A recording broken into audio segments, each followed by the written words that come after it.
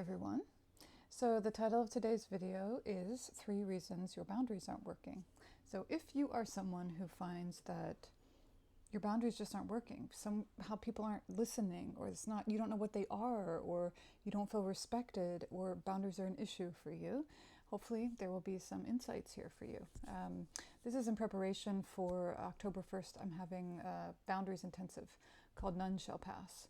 We're going to get deep in there, we're going to break it down, we're going to work with some actual real life situations in addition to working with some internal cultivation practices. You're welcome to join. Love to have you. It's going to be good. However, whether or not you join, I feel like there are a few things that if I say them to you and we meet here, it'll probably, it can catalyze already the knowing that is inside of you. So 3 reasons why your boundaries might not be working. So what we want to do first is we want to take this reality, which is that sometimes boundaries don't work because the people you're dealing with, the culture, the whatever, isn't interested in them working and doesn't care. So that we're going to put to the side. That is just a reality. And what we're interested in here is, all right, given the realities of life, given the things that we cannot control, where is our deepest agency? And what can we... where is our deepest agency? So I recognize that that's true. We are going to look towards, all right, given that, now what can we do? And where is our greatest potency? Where's our greatest influence? So the 3 things that I would say were, the first thing, and a lot of this comes from, we're just starting the 8th year of her mystery school, so most of this is coming from deep feminine sensibilities as well as attunement to subtle energetics and a real cultivation of skillful means as human beings, as women. And so this is where I'm sourcing these suggestions, these invitations from. One would be to just take a scan and see if you can, when you're setting a boundary or when you're saying what will or will not pass, see what difference it can make to do that in an effort to keep yourself in rather than to keep other people or other things out, right? What we want to consider here is that a huge, maybe the primary purpose of boundaries are that they keep us in. They keep us potent so that nothing else can get in, right? And what can happen a lot of the time is if we're creating boundaries based on opposition or based on keeping things out or pushing things away, it can do a few things. It can entangle us in, we can get entangled in a bunch of negotiations around that, especially if this person doesn't want to respect the boundaries, right? We can also start to define ourselves in opposition to everything outside of us rather than in relationship to our center, to what we actually are, what the truth really is, what we're made for, what we love, what is really okay or not okay. What's important to know about this is that not only will it keep you more nourished, more contained, and more potent, it will set usually the same boundaries. So this is not the same thing as abdicating your differentiation or your stance in relationship to things that are not okay.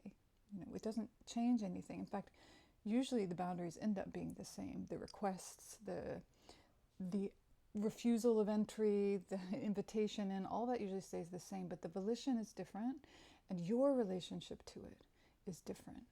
And that's what's important, is that if you are creating boundaries somewhere with the knowing that you're not creating this, in opposition to all these things, that you're creating it in order to become more powerful, to hold more of yourself in, not only is that going to be nourishing and potentizing, it is also more non-negotiable. So we are dealing a lot of times with people, experiences, situations that really either can't or don't want to listen to or respect our boundaries. That's why we have to set them. However, one of the things that we can do when we turn inward is we can establish a kind of more non-negotiable, even the languaging that comes from that place is more non-negotiable. It doesn't have as many little Velcro hooks because it's just like, well, I'm not available for that. Or I don't want to do that because I need to do this.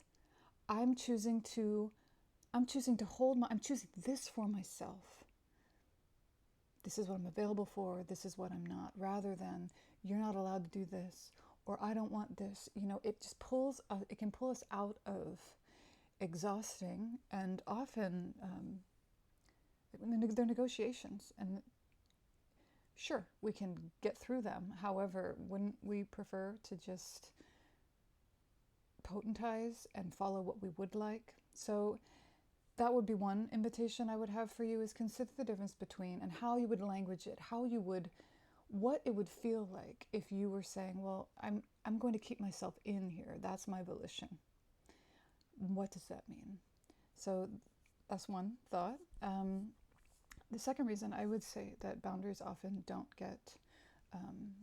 quite work is that we're not coherent actually behind them. And there's no shame in that. I think that we're all aiming towards greater and greater coherency, right? Greater and greater integrity, greater and greater continuity between what we say and what we actually are. What we say and what we actually feel. However, we feel a lot of things a lot of the times, and sometimes they are conflicting, right? And what can be difficult with setting boundaries is when you're actually conflicted, because you're saying something, but either your actions or just the unspoken cues and everything else that we're giving are actually in opposition to that. So it becomes more difficult for a boundary or a truth to be heard because it's not actually clear. So this is a lot of what we'll work with also we work with in the school all through the 9 months, but we'll work with this on the first during the intensive, which is, all right, what are the ways in which we can become coherent? We can get clear about how we actually feel, and what are the ways in which we can take what might look like opposing, conflicting desires, needs, ideas, thoughts, inside of us, and bring them into something unified, right? I think a lot of what happens is, sexuality is a great example of this. You want it, and you're not sure. You want it physically. You're not sure if the emotional presence is there. Whatever. There's this. That can be a very complicated terrain because we have so many there's so many dimensions to us, particularly when it comes to sexuality. But not just that. It's in many things. So it does require us actually to take the time to know ourselves well enough to resolve inner conflicts to a clarity enough that we can deliver what it is that we do and do not want, what will or will not pass, right? Kind of across the board. So this requires a pause, right? It requires that we take a moment, that we cultivate the resiliency, the endurance to actually sit in the discomfort of being disconflicted, right? And bring ourselves to coherency first, and then bring that to our lives, our relationships, the discussions that are on the table about what is and is not okay. So keeping yourself in rather than keeping others out, having the volition start there, discovering coherency, cultivating coherency so that boundaries can be more easily heard, so that we actually know. And then the third was, it has to do with this, that we often aren't pausing at the perimeter. So we're living in a very fast-paced, overstimulated, and kind of, there's an assault. There is an information, an emotional, a cultural, there's like an assault, a push and pull constantly at us, against us, and it happens fast.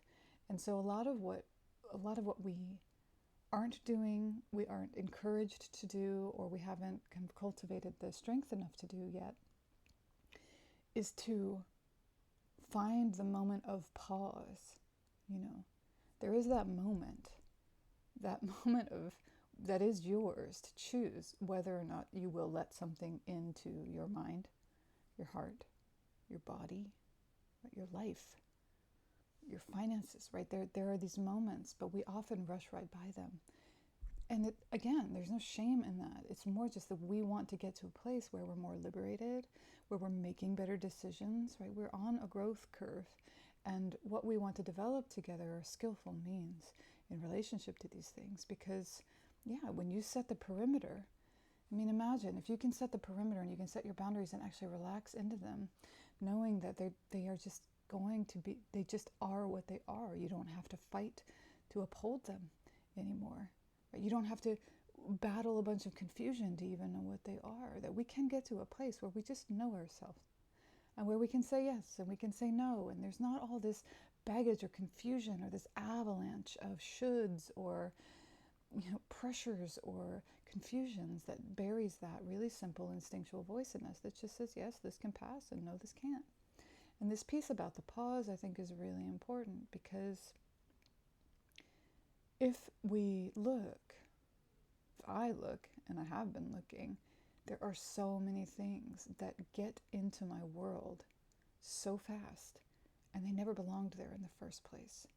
And one of the things I've been working with and practicing is taking the time to reinstate my basic dominion and allow all things that never belonged in there in the first place to return to the outside. As in, like, oh yeah, the things that I'm thinking of from when I scrolled on Facebook and I took in all this information, or the things from the media, or the things from this person who projected all over me, or all the things, like, to really actually have a capacity and a self-intimacy that is developed enough that we can take a moment, scan, and really feel. I mean, a lot of times if you stop and you feel, and this has happened over and over again through the school, when women stop and they feel, most of them realize that the world is all up on them, that there is no space for them to breathe, actually, that the collective, their kids, their families, their partners, their